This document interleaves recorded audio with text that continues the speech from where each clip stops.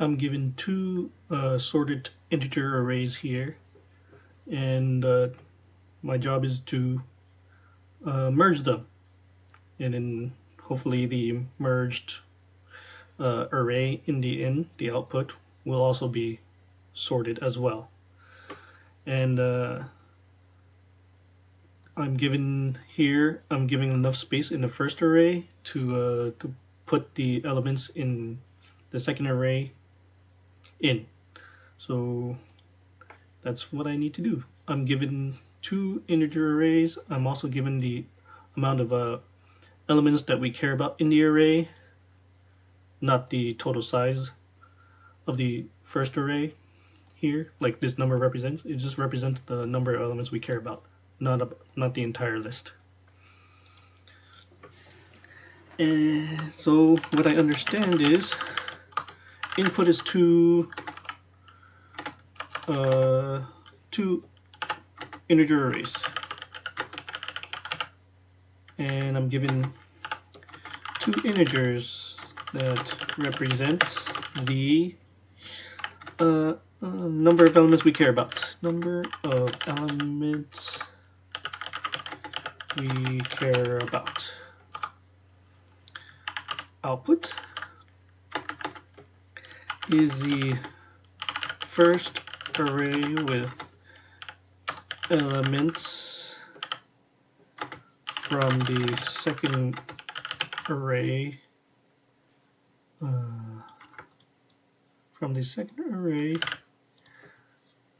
and also sorted. As for matching, I can see a lot of just array replacements, like replacing elements in an array and sorting them. But this time we're not going to call the sorting function in Python. We're going to sort this manually to show that it's probably faster to, yeah. We're going to try to do this in the O of n time complexity, and yeah, we're just going to sort it on the fly without calling any sort functions. So we're going to try to do this no sort functions.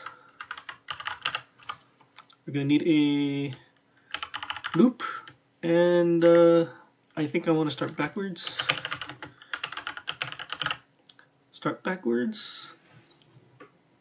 And containers / variables to represent the indices. All right. So let me try to explain my plan with this example here. I'm given two arrays. Let's worry about these two. I'm gonna have three containers for indices, and why I need three is I need one to point here, and I also want to point here. I'm gonna start at the largest number, and where I need to put the largest number here. And how my loop is, like, while these three things are at these locations, so this is this indices of the array, I'm going to compare these two, 3 and 6. Let's call these I, J, and K. So I'm going to look at these. First, I'm going to look at these two numbers, and I'm going to find out which one is bigger. And since I know these are already technically sorted arrays, these are last numbers, I'm gonna find the biggest one and immediately gonna put it in where K is. So I'm gonna look at 3. I'm gonna look at 6. Oh, which one's bigger? 6 is bigger. So I'm gonna move 6 to here, and then I'm gonna decrement J. And then the same thing here. I'm going to look at 3 and 5. I'm going down in the loop. This is my next iteration of the loop. Oh, and I also need to decrement k. After I put in the 6, I need to decrement k. Now my second iteration here. I stays here. I'm looking at 3. I'm looking at 5. Which one's bigger? 5 is bigger. So put 5 where k is. So and decrement k. Decrement j. Now I'm going to look at 3 and 2. Which one's bigger? 3 is bigger. So I'm going to look at, well, not look at, I'm going to put 3 here. And then decrement I. And k was here, and then it'll be decremented down to here. And then I'm going to look at these two. Which one of these is bigger? 2 or 2? Well, neither.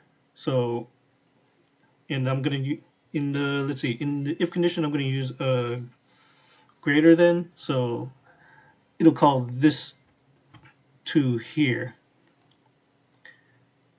So this 2 will be called here. Not this 2, but I'm going to copy this 2. And then I'm going to put it where k is. And my loop is going to just check while j is greater than 0. Not I, but I'm going to look at j because this is the smaller array. So I'm only going to look at j. I will always look at j in the loop. So it's going to put the number 2 here to this location where k is. And now j gets decremented, and then the loop will check, oh, is j still greater than 0? No. So this while loop breaks, and with the while loop breaks, I should have my sorted array in the first loop. So that's all there is to it. So I'm gonna do some pseudocode here. I is equal to n minus 1. J is equal to n minus 1. And then k will be equal to, equal sign,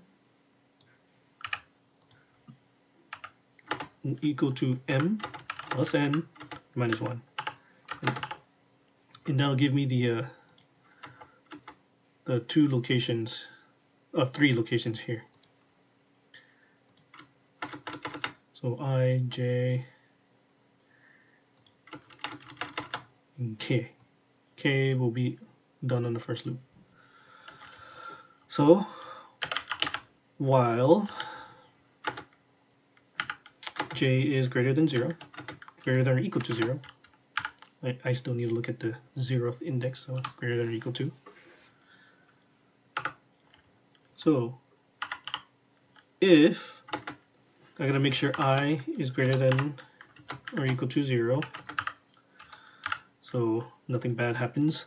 I don't look at bad indices. So and let's see, nums 1 at I is greater than nums 2 at j. I'm looking at j there because these, yeah, m and n can be different sizes, so I'm looking at j.